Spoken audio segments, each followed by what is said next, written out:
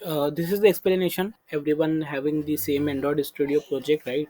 And basic functionality, database, everything is similar for the backend technology for all the four project. So I will explain you by one project, so you can understood for all the remaining three projects. Okay, because technologies are same, steps to run the projects are same, everything is same. Okay, but just the UI part and some backend part it's different. But yeah, I'll explain you key how we do that. Okay, so see, first of all, to run the project, what you have to do, first of all, install Android Studio. Just search on Google Android Studio, download. So first download the latest Android Studio code, or else I'll suggest download the stable one. Okay, stable one in the sense I'll tell you the version. uh, when I'll import the project now, yeah, this is this version. uh, I'll suggest ki download this version Android. This is stable one. Okay, you will not get any error in this version. So basically, this is the version. I'll tell you, so you can download it. Okay, that is nothing but here it is. Just a second, let me type in notepad. So yeah, here is the version. So you can just copy it. Chipmunk, chipmunk something. Okay, so Android Studio, download this version. Okay, and then you will get this one. Okay, so just do download and install this version.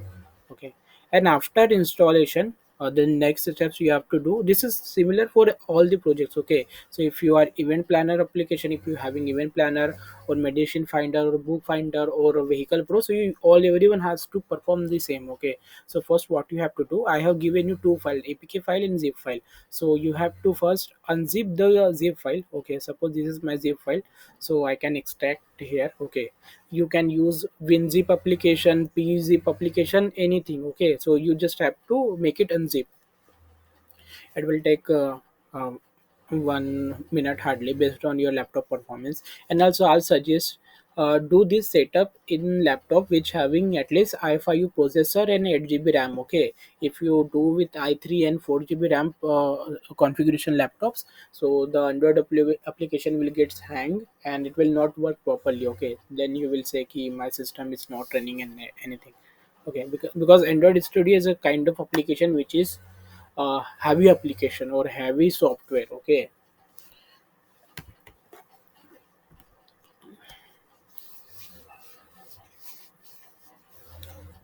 till what I'll do. Okay, so suppose when you will install the application, so you will get this kind of interface. So you have to click to this open. Okay, open menu, where you have to select the part of unzipped folder. Okay, suppose this is my unzip folder which I was currently decompressed that zip file. Okay, and then you have to go inside the folder until you have to go inside the folder until you will get these files. Okay, once you get this file, then what you have to do, in the address bar, in the search bar, there is an icon. Okay, previous location icon, so you have to click that icon, and whatever path you will get, you just have to copy it. Okay, you just have to copy this part, and then you have to go to this Android Studio, then you have to click to this open button, and you have to paste that path. Okay, once you paste your path now, then your system will automatically show you the uh, this kind of application. Okay, then you have to click to open button. Okay, and then it will ask you for trust, then you have to click to trust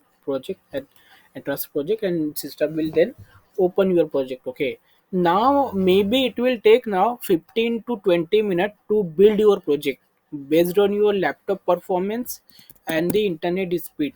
It will take the time. Okay, so hardly it might, in some of your laptop or cases, hardly it will take us, sometimes it will take 30 minutes, or sometime it will take an hour as well. Okay, because it's depend upon your laptop. Okay, so as you can say, still in my lap I am having very good configuration, but still it is taking time. Okay, so keep patient in this step. Okay, so while let it is importing. Okay, so it is almost done. Wait till it gets imported successfully. So yeah, now it is imported successfully, right?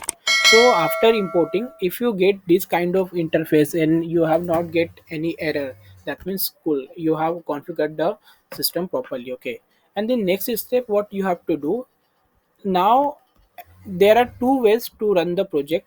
Either you can run with emulator. Okay, there is a emulator which available in Android Studio where you can run the project, and second one is your mobile Android phone. Okay, and I'll suggest go with Android phone to run with your Android device, because in the emulator system will might get hanged. Okay, because an emulator is very heavy kind of thing. Already we have running Android Studio which is very heavy, right? And now suppose you having mobile of, suppose I have mobile of Realme 9 Pro Plus. If you have iPhone, then it will not work. Okay, so what you have to do to run your mobile phone, first you have to enable the debugging mode. Okay, so enable debugging mode, what you have to do, you have to search your mobile name, and then you have to search key, uh, like you have to search like this way, how to enable debugging mode in Realme 9 Pro mobile. Okay, then it will show you the steps to enable the uh, debugging mode. Okay, first you have to enable the developer option, then you have to enable the debugging mode. This way you have to first enable the debugging mode. Okay, and next step what you have to do, you have to take your USB or type C cable, and you have to connect with your laptop, and you have to connect with your Android phone. As of now I have connected with my Android phone. Okay, so now as you can see, once you connect, then it will automatically show you your mobile name here. Okay, if it is shown it here, then that means everything is configured successfully. Then you can just click to this run button, and your application will successfully run into your mobile phone. Okay, so this is the first step, to run the application in your mobile phone. And second step, if you want to run in the emulator. Okay, so that time what you have to do, first you have to open this emulator option in the right bottom. There is an option, it might be sometime in your Android store it can show it to here as well. Okay, so you can simply click to device manager option. Here you will get also the emulators. Okay, so what you have to do, you have to click to this device manager, and here you have to click one physical device. Okay, to create the device, what you have to do, you have to click to this create device option, and then you have to choose by default whatever system will choose, just click to next. Okay, because by default it will choose the perfect one. Okay, and you can also modify, if you want for 5.5 screen mobile phone, then you can select this one, and then you have to click to next, and then you have to download any of this Android OS. Okay, I will recommend you go with older one, like a 21, 28, 29, 27 or something.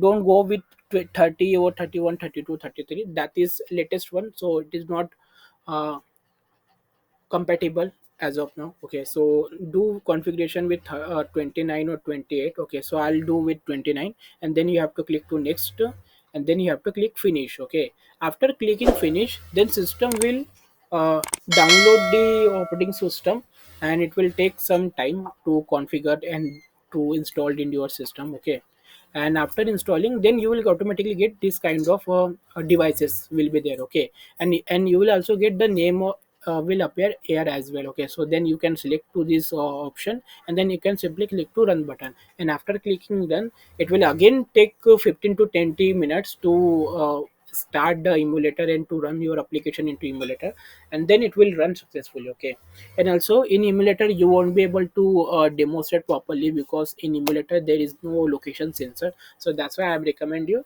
run with your mobile phone only. Okay, so this is the basic steps to run the project. Okay, so now I'll tell you the database thing. Okay, for the database, see, for the language we have used Python language. Cool, right? Simple. Sorry, not Python. It's not Python. It's a Java language. We have used Java language in our project. Okay, and for the database, let me write down. Okay, for the language we have used Java language. Okay, and for the database we have used Firebase database. Okay, and Firebase APIs, like storing the data into database, and authentication APIs for the doing the authentication. Okay, like that.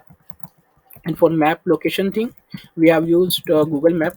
Okay, Google Map API, Google Map API. Okay, so this is the basic architecture. Okay, And for the Firebase database, now if you want the access of your application database, so I'll suggest do share your email ID. I will configure your email ID with I will give you access of that database. Okay, suppose this is so. What you have to do after I will give you the access, then you have to search this console, Firebase console. You have to do search like Firebase console, Firebase console. Do search like this. Okay, and after doing search you will get this second option, firebase.google, and after clicking to this uh, option, then you will get go to console option, and then you have to click to this console, and automatically you will get your project name here. Okay, suppose now the project is here it is medical finder. Okay, then you have to click to this particular project, and then you this will open this panel where you will get analytics. Okay, but we don't have to work with analytics. Then there is a option will be there, key real time database. So here you will get all the data will stored into this area. Okay, so here you can see the order details like the order, product details, users details. Okay, like suppose let me open the users. So whatever users, those who have uh, did sign up, okay, that will come it here, and automatically it will take the location as well. Okay, so this way user data will be stored, and there is a option, authentication option, where whatever user have created the account or whatever accounts created in our application, that will show it to here, and you can also disable here from here as well. Okay, so this way Firebase we have used. Okay, and now for authentication purpose we have also used this authentication method. Okay, so as of now first I'll tell you key what is activity. Okay, suppose you have opened the application and you are looking seeing the uh, login page. Okay, so that login page is nothing but a activity. In Android it calls activity any page which having UI, that is nothing but activity. And every activity having two parts, one is XML part and one is Java file. Okay, so in XML class it consists UI part, and in Java class it consists backend part, key how to we have to do validation and perform. Okay, suppose let me go to the login activity. Okay, so if you want to see the code and the UI code, then you have to, for if you want to see Java code, then you have to go to this Java folder, and then you have to open this second middle folder, which is the medical finder, and here is the all code. Okay, suppose if you go to this module folder, and there is a folder user, and in the user there is the option user activity. Okay, and there is a fragment, a signing fragment. Okay, so here is the all Java code for the signing purpose. Okay, and same way if I go down, and if I go to response res folder, and then if I go to layout folder, and if I search here signing. Okay, so there is the one fragment, signing fragment, which is XML code. Okay, so here you will get all the XML code. You can click to this split option. Okay, in the split option you can do a code, and in the design option you can directly design UI by dragging and dropping the elements. Suppose if I want to add button, then I can simply click to a button, and then I can place it anywhere. Let's suppose I want to place here. Okay, then I can simply put it here. Okay, then system will automatically put that button. Okay, so this way we have created the XML design with the help of drag and drop option. Okay, XML is nothing but a UI, all the UI. Suppose if I open this a sign up option. Okay, sign up button, then you will get the sign up page. Okay, like this way, and if you click to the design button, then you can put the if you want to put text, or if you want to put button, or if you want to put a widget, anything you can put directly dragging and dropping up the elements. Okay, so this way we have created. Okay, and now suppose now how this signing functionality is working. Okay, suppose you are clicking in this login button, then how system is validating ki whether user is valid user or not. Okay, first I'll explain you the sign up thing. Okay, okay, how sign up thing is working, then we can come to this login thing. This is the sign up page. Okay, so see, this is the sign up UI. Okay, so basically what first of all we have to do, we have to assign IDs to each and every widget and component, so that we can validate with backend. Okay, suppose this is my name function. Okay, name widget, that means edit. This is called edit text. So this is my widget edit text. Okay, see, if I click to this edit text, see, this is edit text, right? So what I have done, I have assigned id as a first name. Same way, if you go to mobile phone, then I have assigned id to this particular component as a mobile. Okay, same way, if I go to email, then I have assigned as a email.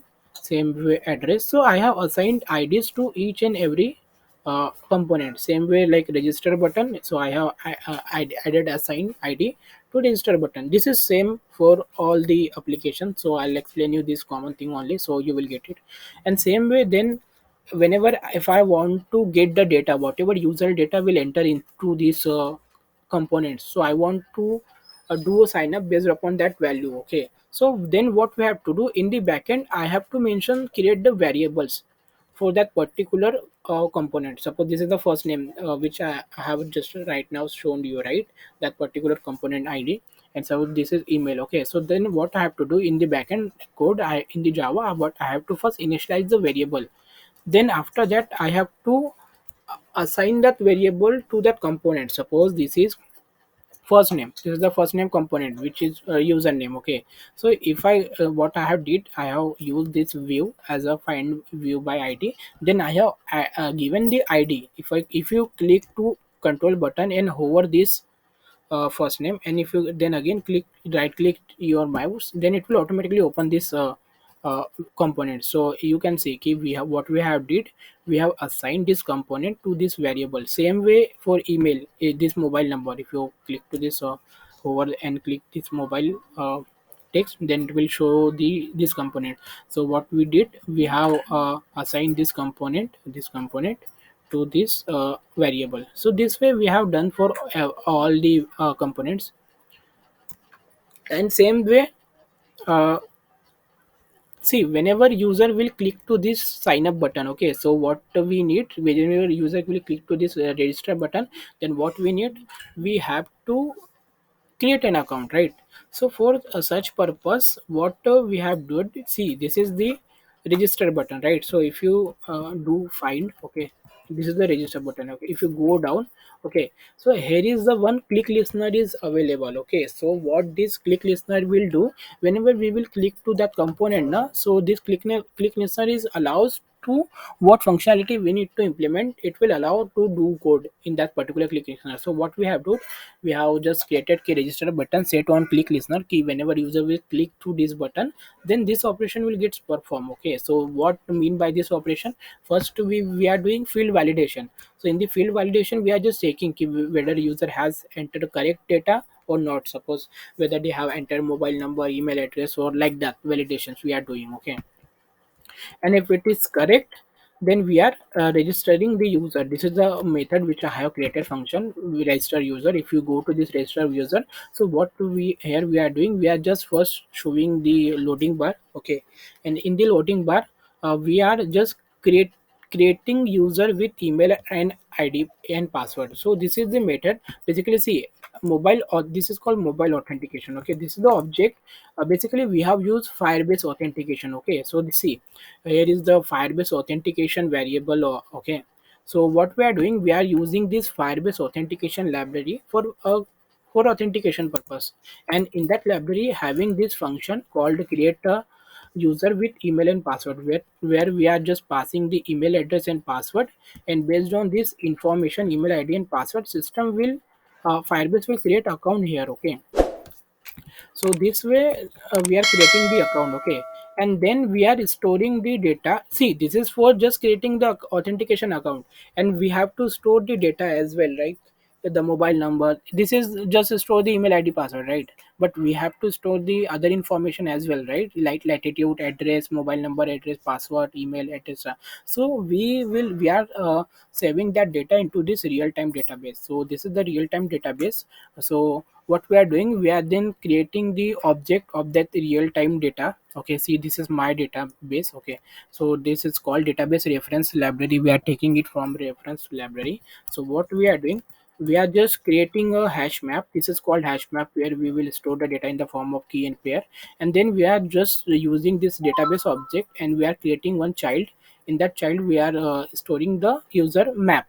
Okay, and then user system will store the data like this format into this our cloud database. This is the NoSQL database, okay, where we just manipulate data based on JSON format. Okay, so this is the data where system will store the data in this format. Okay, and after storing that, creating that account, then we are storing data into user session, so that user no need to log in another time. Okay, so this way we are creating the user. Okay, same way if you go to sign in page. Okay, see, this is the signing page and this is the XML for the signing page.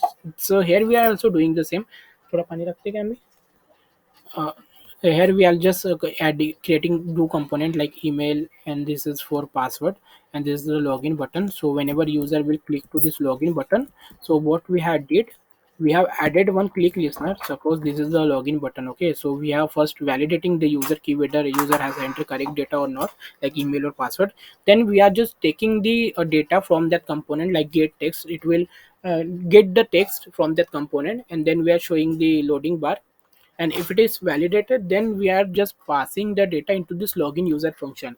And in the login user function, what we I have did, I'm use the same authentication library where I'm checking with this function ki this email id or password is exist or not. If it is exist, then we are going again into database, this real-time database. Okay, and then we are just getting all the information based on the user table and the customer id. And then we are just taking all the information and storing into database or user session, so that we can validate. So this way we are just creating account and doing login. Okay, so this way for signing in sign up. So this is the same approach where we are using for everything. Suppose there is a module, right? We add a product, add medicine. Okay, suppose this is the add medicine page. Okay, add item activity. Okay, if I open this add activity, so you will get this add medicine option. Okay, so here we are also doing the same. See, this concept is applicable for every activity. Okay, so in every activity we just have to first create the components, and then we have to assign the ids. And then in the backend, what we have to do, we have to create the variables, and after creating variable, we have to assign that variables to that component. And then we have to create the database for object of that particular database. And then after that, on clicking of that add button, then what we have to do, we have to create the hash map. This is the basic rough flow. Okay, and then after creating the hash map, we have to store data into database. Okay, so same way, list of items key where we will looking seeing the list. Okay, so here we are using the relative layout, recycle layout. Recycle layout is a kind of layout where we can show data in nested loop. Key there, suppose there are 100 or 200 or 300, we don't know how many products are there, right? So at whatever n number of products, suppose such situation comes, so that time we have to use recycle view. Okay, here we are also doing the same key. We have just created this component and we have assigned the ids. And then we are creating the variable, then we are just assigning the variable to that particular component. Then we have just added some click listeners key. If suppose user have clicked to the add button option, then it should show the but add product page. Okay, same way we are just fetching all the data from database, and we are just adding the data into the recycle view. Okay, so this way android things work. Okay, I'll suggest on YouTube what you can do. See, for this Google map API, so we have used, I'll explain you this thing. Okay, this is the important one. If you go to this user activity, this is the main of class, which is where it is. Here it is, home activity. So so see, for taking the user location, no, it is not here. It will be in user activity. So see, for taking the location, we are using this fusion location provider client library, which is provided by Google. And in the library here we are creating the object. Okay, which is the, it will give the access to sensors. Okay, and after that we are just asking permission to user key allow the location permission. And when user will allow the location permission, then system will go to this get current location function. And this get current location function will uh, take the access of that particular location sensor, and it will get the latitude or longitude. Okay, and then that latitude or longitude will stored in database. Okay, same way how we are calculating the nearby shops. Okay, so that functionality what we are doing, see, if you go to this adapter option, and in the adapter option there is the product item adapter method. Okay, this is the class. Okay, so here I have created one function. See, this is the current location function. Okay, so in this function, yeah, distance. So in this class I have created one method called distance. Okay, so basically this is the general formula of calculating the distance between two different latitude and longitude. Okay, so what it will do, this is the basic generalized formula which is available. You can take it from this is the rough mathematics formulas, so we have take it from internet only. Okay, so this way we are, what we are doing, we are just passing the user latitude, user longitude, same driver in the sense shopkeeper latitude or shopkeeper longitude, and just we are calculating based on this formula key how much distance they are available, and we are showing the distance to user, so user can validate key how far that is from my current location. Okay, so this way location thing is working. Okay, so I have explained you the all basic required thing. So I'll suggest on internet you can learn key how to do crude operation in Firebase. Okay, so do some research on this. Okay, and then second thing you can learn key how to create activity. I have shown you, but still you can do with your end, create activity. Okay, how to create UI, you can do like this. Okay, you can do watch some videos on this, how to use location API. You can also do research on this, you will get it. Okay, it's not difficult one, it is like Android is like a bit easy as compared to other platforms. Okay, so you can do research on these topics. Okay, and then you will get it. Okay. Thank you guys for watching my video. If you are new, then subscribe channel and share with your friend. Thank you.